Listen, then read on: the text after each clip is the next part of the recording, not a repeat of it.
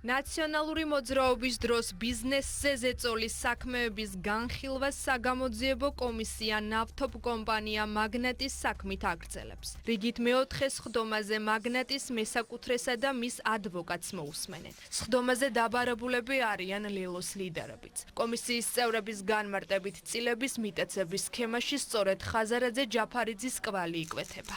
რომ ვეცნობია მასალებს კიდევ ერთხელ თვალწინ ცოცხლდება ის უკანონობის, ძალადობის, საკუთარი მოქალაქეების მიმართ ცინიზმის მთელი ეპოქა, რომელიც ასაც ნაციონალური მოძრაობის დროს ჰქონდა ადგილი. ერთ-ერთი ასეთი საქმე არის მაგნატის საქმე, რომელსაც როცა ვეცნობით საქმის მასალებს კიდევ ერთხელ შოკს განვისვით, თუ რამხელა ცინიზმი და რამხელა უსამართლობა იყო იმ ხელისუფლების პირობებში და ამ უსამართლობის შემადგენელი ნაწილი იყვნენ მამუკა ხაზარაძე და ბადრი ჯაფარიძე და ეს ვლინდება ძალიან ბევრ საქმეში.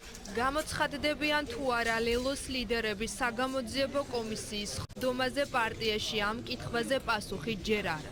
არა და თანამშრომლობაზე უარი სისხლის სამართლის დანაშაული. სხვა ოპოზიციურ პარტიებში კი მიაჩნიათ, რომ საგამოძიებო კომისია არალეგიტიმურია და დაბარების შემთხვევაში განხილვებში მონაწილეობას არ მიიღებენ. პარლამენტი არის არალეგიტიმური, შესაბამისად საგამოძიებო კომისიაც ვერ იქნება ლეგიტიმური, თუმცა ხა ადამიანებმა გადაწყვეტილება მიიღონ პირადად და ინდივიდუალურად. ეს არის ჩვენი პარტიული პოზიცია.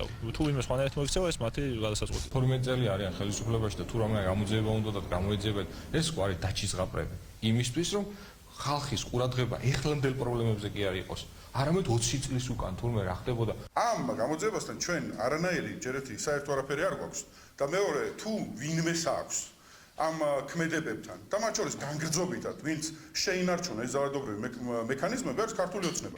სახელისუფლებო პარტიაში საგამოძიებო კომისიის მნიშვნელობაზე საუბრობენ და განმარტავენ, რომ აუცილებელია ყველა იმ პირის ვინაობა გამჟღავნდეს, რომელიც ბიზნესის მიტაცებაში მონაწილეობდა.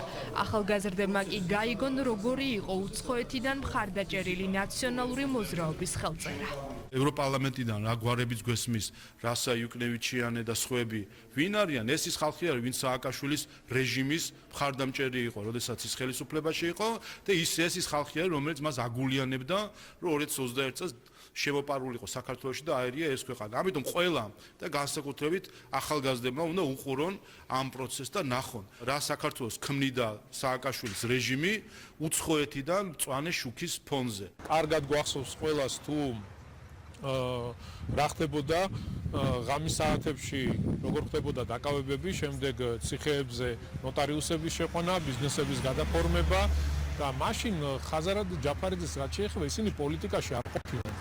პოლიტიკურ პარტიებს არ წარმოადგენენ, მაგრამ მათ თავიანთი როლი ჰქონდათ სააკაშვილის ხელისუფლების პირობებში. ამიტომ ყველა კითხვას უნდა გაეცეს შესაბამისი პასუხი. აუცილებელი ახალგაზრდულობის ჩართულობა და ინფორმირებულობა ამ კუთხით, იმიტომ რომ კარგად მიხვდნენ თუ დღეს სხვადასხვა ფერით დაბრენდილი ნაცმოძრაობის წევრები და ევროპის სახელით და დემოკრატიის სახელით რომ ესაუბრებიან დღეს და იმ ბინძური აღქმების თეორიას ახვევენ თავს კიდე რაღაც საზოგადოების გარკვეულ ნაწილს, ძალიან მნიშვნელოვანია რომ მათ იცოდნენ თუ რეალურად რა რეჟიმს წარმოადგენდნენ, რეალურად რას უშვებოდნენ ხალხს.